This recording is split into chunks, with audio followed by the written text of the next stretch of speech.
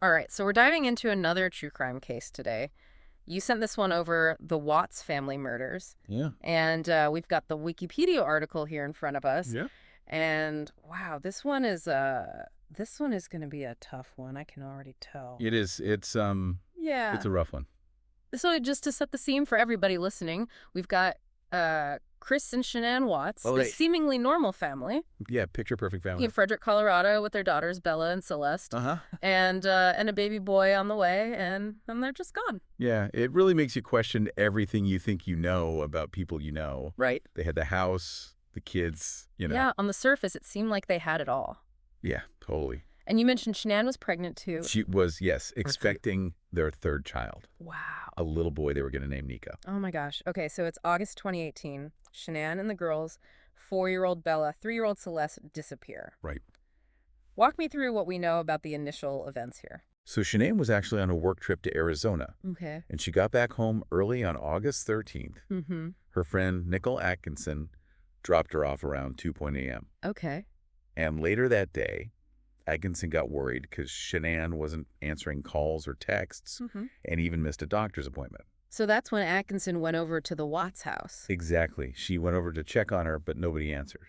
Oh, gosh. She even tried calling Chris, who was at work at the time. Uh-huh. When she couldn't get a hold of anyone, she called the police for a welfare check. Okay, so the police arrive at the house, and this is where things start to get really unsettling. Right. What did they find? Well, the family dog was there, Okay. but no sign of Shanann or the girls. Oh, wow. And here's the chilling part. Mm-hmm. Investigators found Shanann's purse, her keys, and even her medication still inside the house. So it's not like she just ran out for a quick errand. It seems like she didn't leave intentionally. Right. And to add to that, her car was still in the garage. Okay. The girls' car seats were in it. What? And even her wedding ring was found on the bedside table. Jeez. All signs pointed to something being seriously wrong. Yeah, absolutely. At this point, Chris Watts is giving interviews, pleading for his family's safe return. Right. I remember seeing those interviews on the news. He seems so distraught. Yeah. So what was going on behind the scenes with the investigation at that time? Well, while those interviews were playing on national television, Mm-hmm.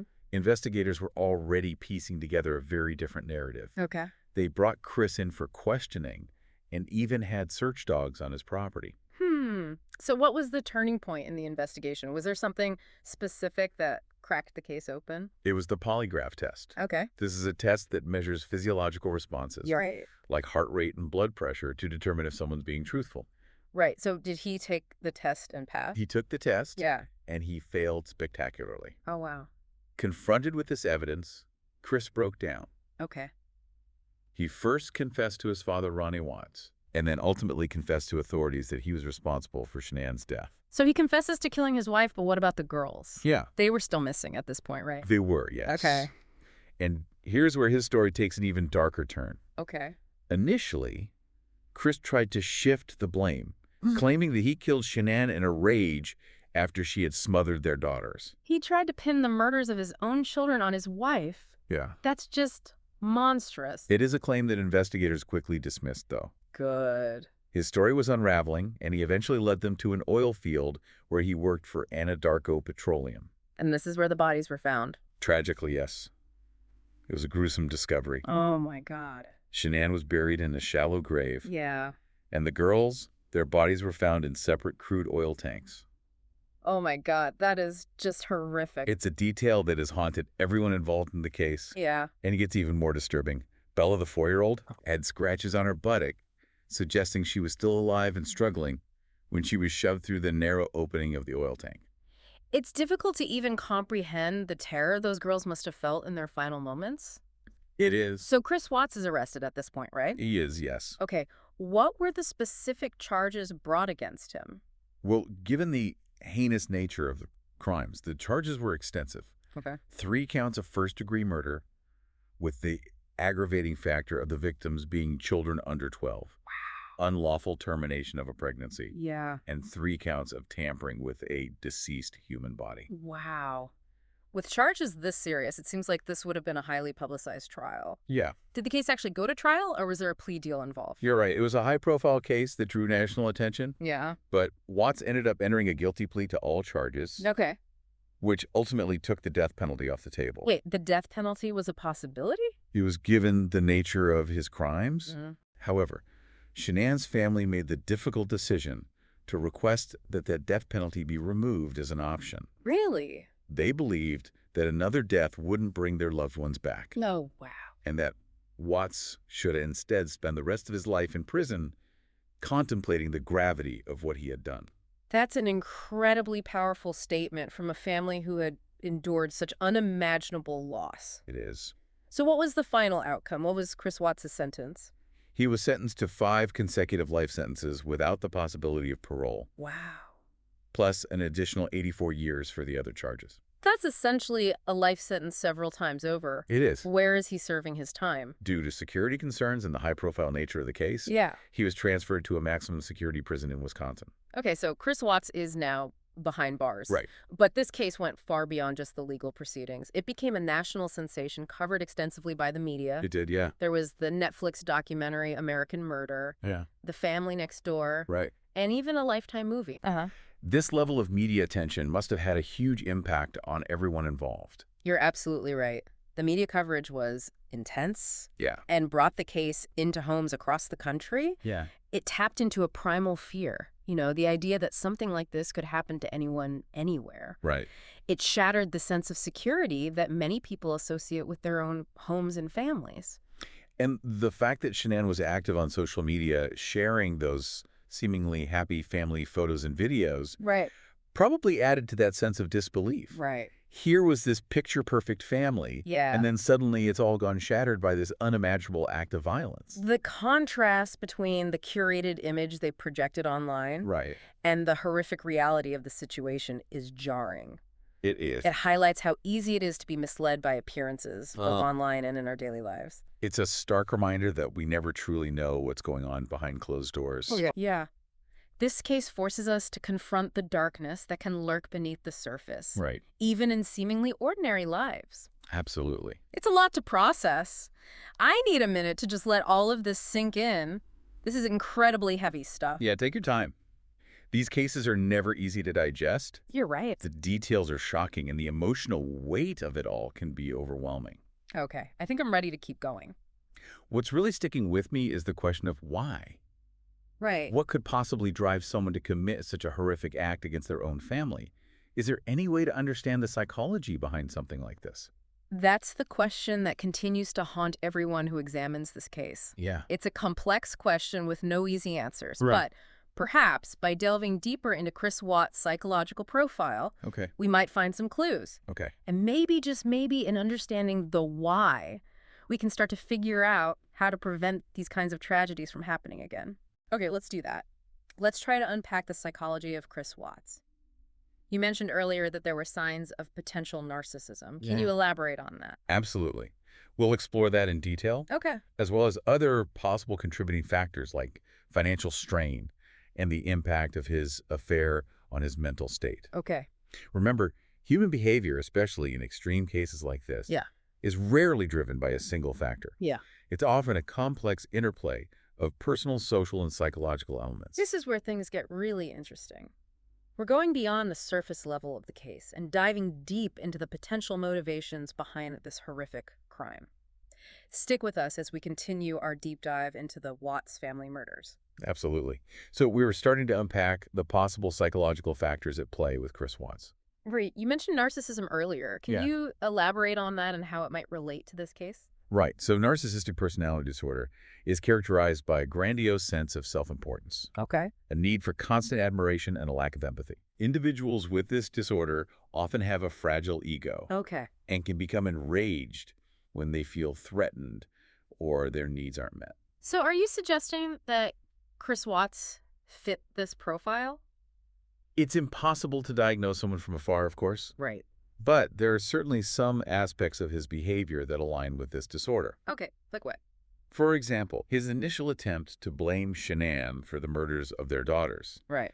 could be seen as a way to protect his own image Mm-hmm. and avoid taking responsibility for his actions. That's a really interesting point. It's like he was more concerned with how he would be perceived Yeah, than with the horrific act he had committed. exactly. And his reported affair with a coworker also suggests a certain level of self-centeredness Okay. and a lack of consideration for his family's well-being. I see what you're saying. Yeah. But wouldn't infidelity be fairly common in cases like this? Uh-huh. Does it tell us anything specific about Chris Watts' psychological state?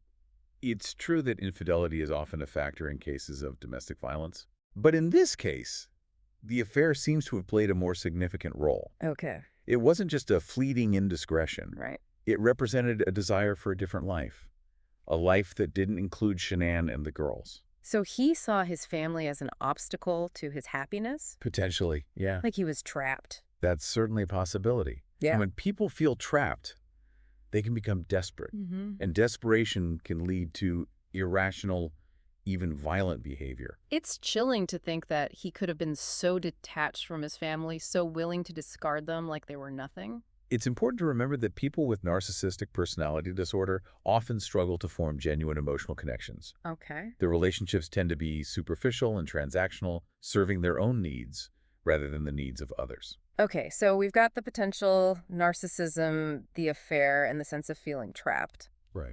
But there's also the financial aspect to consider. Yeah. I read that they had filed for bankruptcy a few years before the murders. Do you think that played a role in this tragedy? Financial stress can definitely put a strain on any marriage. Yeah, for sure. And it's possible that it contributed to the tension in the Watts household. Right. They had 2 young children and another one on the way. Exactly. The financial burden must have been immense. It was. And, Shanann worked from home selling that Thrive product. Right. I remember reading something about that. She was quite successful at it, Yeah. while Chris worked a more traditional job at the oil field. Okay. Some have speculated that this dynamic, with Shanann being the primary breadwinner, Yeah. could have further fueled Chris's feelings of inadequacy.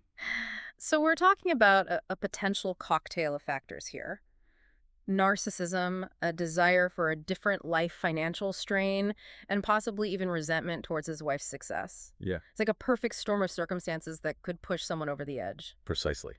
It's rarely just one thing that leads to such extreme violence. Right. It's often a complex interplay of personal, social, and psychological factors that collide in a tragic and horrifying way. But even with all of these potential contributing factors, it's still hard to wrap my head around the sheer brutality of his actions. Right. The premeditation involved the cold-bloodedness of it all. Is there anything in his psychological profile that could explain that level of violence? That's a question that continues to baffle experts. Yeah. There's a disconnect between the seemingly ordinary life he led and the horrific act he committed. Right. Some have theorized that he might have experienced a break from reality, Okay. a dissociative episode, where he was detached from his actions and their consequences. So you're saying he might not have been fully aware of what he was doing?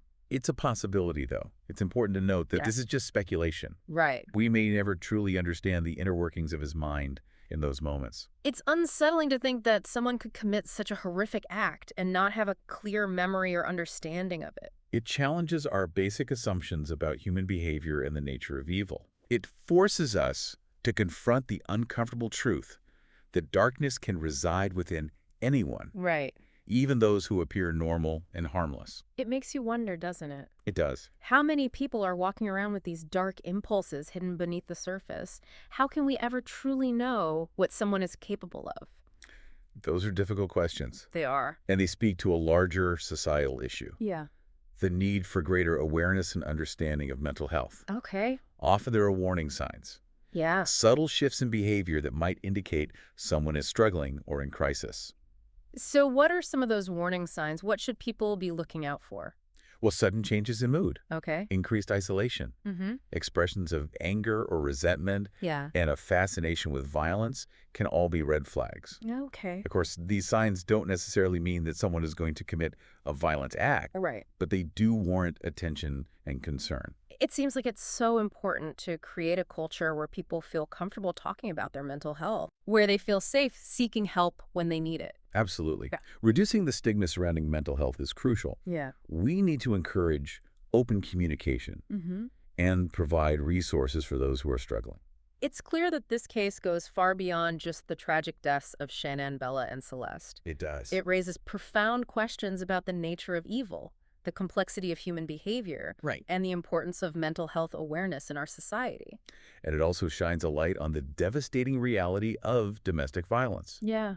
This is a pervasive issue that affects countless families across the country. Absolutely. It's often hidden behind closed doors, Yeah, shrouded in shame and secrecy. you're right. This case is a tragic reminder that domestic violence can happen anywhere to anyone, It can. regardless of socioeconomic status or outward appearances. Right. It's essential that we break the silence surrounding this issue and provide support for victims. Exactly. By raising awareness, Yeah. by promoting healthy relationships, and by providing resources for those in need, we can work towards preventing these kinds of tragedies from happening in the future. We've covered a lot of ground here, and I think it's important to take a moment to reflect on everything we've learned. Yeah. We've explored the facts of the case, delved into the psychology of Chris Watts, Mm. and examined the broader societal implications of this tragedy. It's been a heavy but necessary journey. It has. By confronting these difficult topics, Yeah. by seeking understanding, and by engaging in these conversations, Right. we can hopefully create a world where these kinds of horrors are less likely to occur. I completely agree. Hmm. This deep dive has been incredibly enlightening, It has. but it's also left me with a lot to think about. Yeah. The Watts family murders are a stark reminder of the darkness that can exist in the world. But they also underscore the importance of compassion, understanding, and the need for continued dialogue about mental health and domestic violence. It's interesting you brought up the social media aspect earlier, thinking about all those photos and videos that Shanann posted. Right. It really paints this picture of a happy family. Yeah. But knowing what we know now, it makes you question the whole idea of the image we present to the world, Right. especially online. Yeah. It's a really important point. Social media often gives us a very curated and idealized version of reality. Right. It's easy to forget that there's often a lot more going on beneath the surface, Yeah. both the good and the bad. And in this case, the contrast between that seemingly happy family online Right. and the horrific reality of what happened is just jarring. It is, yeah. It's a reminder that we can't make assumptions about people's lives Yeah. based on what we see on social media. Absolutely. We have to be mindful of the limitations of online platforms and remember that everyone has their own private struggles, regardless of how perfect their life might appear online.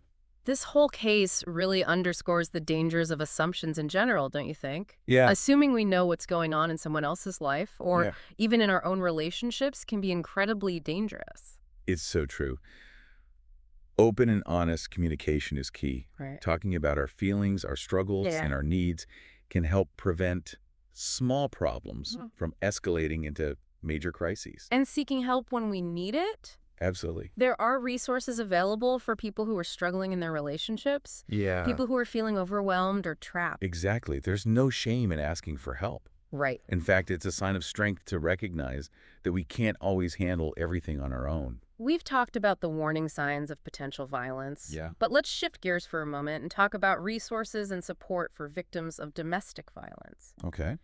What can someone do if they're in a situation where they feel unsafe? The most important thing is to reach out for help. There are hotlines, shelters, and advocacy groups available 24/7. Okay. You don't have to go through this alone. Yeah. The National Domestic Violence Hotline is a great resource, Okay. and you can call them anytime at 1-800-799-7233. That's good to know. And I imagine there are online resources available as well Yeah, for people who might not feel comfortable making a phone call. you're absolutely right. The National Domestic Violence Hotline also has a website with a chat feature, Okay. and there are many other organizations with online resources and support groups. It's encouraging to know that there are resources available for people who are in these difficult situations. It is. It's so important that we get this information out there to let people know that they're not alone and that help is available. I completely agree. Yeah. Domestic violence thrives in secrecy and silence. Right. By breaking the silence, Yeah. by raising awareness, and by providing support to victims, we can work towards creating a world where these tragedies are less likely to occur. Well said. This deep dive into the Watts family murders has been incredibly heavy. It has. But it's also been incredibly important. Absolutely. It's forced us to confront some uncomfortable truths about human nature and the world we live in. It's never easy to face the dark side of humanity. It's not. But it's essential if we want to create a brighter future. By learning from these tragedies, by seeking understanding, Yeah. and by working together, we can strive to make the world a safer and more compassionate place. As we wrap up this deep dive, I want to leave everyone listening with a final thought. We've examined the facts, explored the psychological complexities, and discussed the broader societal implications. Right. But the question that lingers for me is this. What can we do, each of us, Yeah. to foster healthy relationships, Yeah. to promote open communication, and to create communities where violence is not tolerated? That's a good question. It's a question that demands our attention, our compassion, and our action. Thanks for joining us on this deep dive.